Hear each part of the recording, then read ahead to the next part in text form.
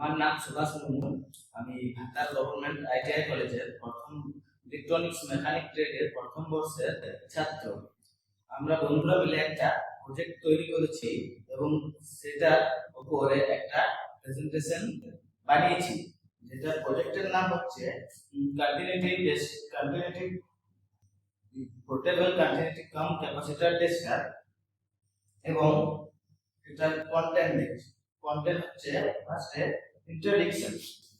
এই প্রজেক্টে আমরা ইলেকট্রনিক্স এর কম্পোনেন্ট টেস্ট করার জন্য তৈরি করেছি। সেখানে হচ্ছে ওয়ার্কিং প্রিন্সিপাল। এটা দিয়ে প্রধানত ক্যাপাসিটর এবং এলইডি এবং তারকে টেস্ট করা হয়। সেখানে হচ্ছে টুল রিকোয়ার্ড হচ্ছে ট্রানজিস্টর, রেজিস্টর, এলইডি, বাজার, ব্যাটারি এবং মাল্টিমিটার। তারপর হচ্ছে সার্কিট ডায়াগ্রাম আছে আমাদের ডিসি 547 এর ট্রানজিস্টর এবং এলইডি এবং বাজার 1K রেজিস্ট্যান্স এবং 9 ভোল্ট ব্যাটারি। টুলস রিকোয়ার্ড আমরা কি ব্যবহার করেছি? টুলস হচ্ছে সোল্ডারিং আয়রন, ওয়্যার কাটার এবং মাল্টিমিটার।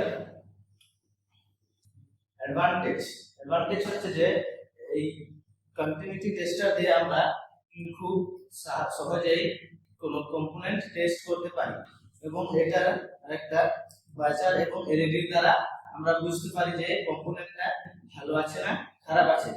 এবং এটার আরেকটা অ্যাডভান্টেজ আছে যে এটাতে আমরা চার্জার মডিউল লাগিয়েছি, যেটা ব্যাটারিকে চার্জ করার জন্য। এবং ডিসঅ্যাডভান্টেজ হচ্ছে যে এটা দিয়ে আমরা কম্পোনেন্টের কোনো মান দেখতে পারবো না। এবং আরেকটা ডিসঅ্যাডভান্টেজ হচ্ছে যে এটা দিয়ে সার্কিটটা খারাপ হওয়ার সম্ভাবনা আছে। তারপর হচ্ছে